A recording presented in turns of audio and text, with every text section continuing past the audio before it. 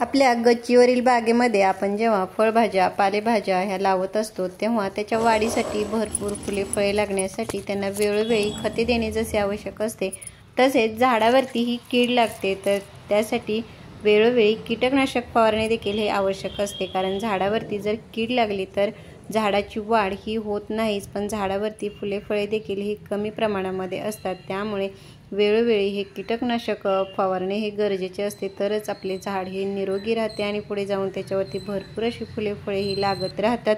नमस्कार, स्वागत आहे तुमचे आपले यूट्यूब चॅनेल SP किचन गार्डनिंगमध्ये।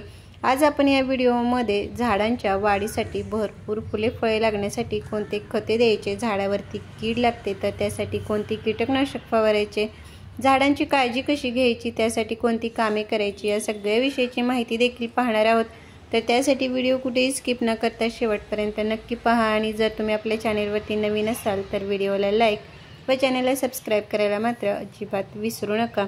जेव्हा आपण आपल्या बागेत कुंड्यामध्ये वांगी, टोमॅटो, मिरची किंवा कोणतेही वेलवर्गीय भाज्या लावतो तेव्हा त्या लावण्यापूर्वी ही माती ही चांगल्या प्रतीची भुसभुशीत तयार करणे हे आवश्यक असते। कारण आपण दिलेल्या खताच्या माध्यमातूनच यांना ही पोषक तत्वे ही मिळत असतात। तर ह्या भाज्या लावण्यापूर्वी माती तयार करताना एक भाग साधी माती, एक भाग मुरमाड माती आणि एक भाग कोणतेही एखादे नायट्रोजनयुक्त खत म्हणजे त्याच्यामध्ये शेणखत, गांडूळ खत किंवा कंपोस्ट खत यासारख्या खतांचा वापर करून माती तयार करून जर तुम्ही फळभाज्या किंवा पालेभाज्या लावल्यात तर त्यांची वाढ चांगली होते आणि घरच्या घरीच आपल्याला खूप साऱ्या भाज्या या खायला मिळतात। त्याचबरोबर या झाडांना वाढीसाठी भरपूर सूर्यप्रकाश मिळणे देखील हे आवश्यक असते।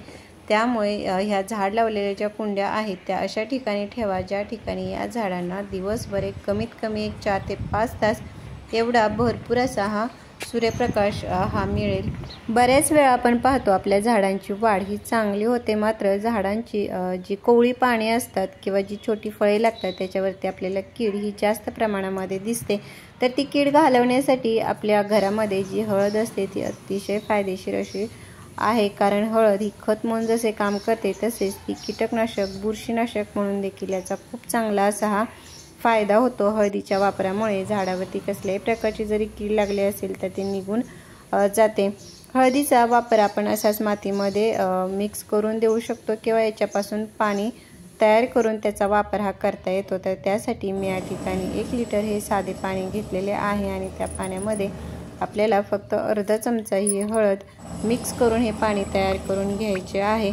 आता हे जे आपण हळदीचे पाणी तयार केलेले आहे याच्यामध्ये आपण अजून एक वस्तू मिक्स करून हे झाडाला खत म्हणून तसेच कीटकनाशक म्हणून वापर करणार आहोत। तर ती वस्तू कोणती आपण पाहणार आहोतच पण झाडांच्या ज्या कुंडीतील माती आहे ती देखील अधूनमधून म्हणजे कमीत कमी 15 ते 20 दिवसातून एकदा तरी अशा प्रकारे हलवून मोकळी करावी। त्यामुळे मातीमध्ये हा ऑक्सिजन खेळता राहतो आणि आपल्या झाडांच्या मुळांना हा ऑक्सिजन व्यवस्थित पोहोचला गेल्यामुळे झाडांच्या मुळांची वाढ चांगली होते आणि झाडे देखील ही चांगली वाढतात।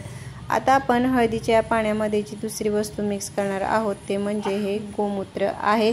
गोमूत्र हे झाडांसाठी अतिशय फायदेशीर उपयुक्त असे आहे। गोमूत्राच्या वापरामुळे ही झाडावरची कीड बुरशी ही निघून जातेच मात्र या गोमूत्रामध्ये nitrogen, potassium, phosphorus, sulphur, zinc यासारखे खूप सारे घटक हे मुबलक प्रमाणामध्ये असतात। त्यामुळे आपल्या झाडांची वाढ ही चांगली होतेच पण झाडावरती फुले फळे ही जास्त प्रमाणामध्ये लागण्यासाठी देखील याचा चांगला असा फायदा होतो। मात्र याचा वापर देखील आपल्याला खूप प्रमाणशीर असा हा करायचा आहे।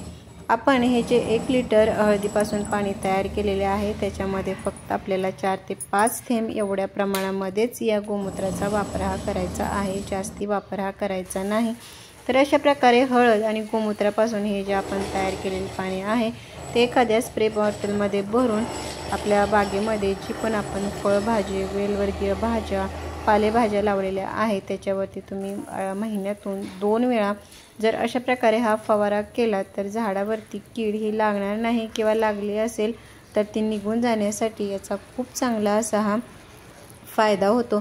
आता आपण हे जे तयार केलेले पाणी आहे त्याचा आपण खत म्हणून देखील हा वापर करू शकतो। त्याच्या वापरामुळे आपली झाडे चांगले वाढतात आणि झाडावरती फुले आणि फळे देखील लागण्यासाठी चांगला असा हा फायदा होईल। हे तयार केलेले पाणी वापरण्यापूर्वी झाडाच्या कुंडीतील माती अशा प्रकारे थोडी हलवून मोकळी करून घ्यायची, म्हणजे आपण दिलेले हे जे पाणी आहे ते मातीमध्ये व्यवस्थित मिक्स होईल।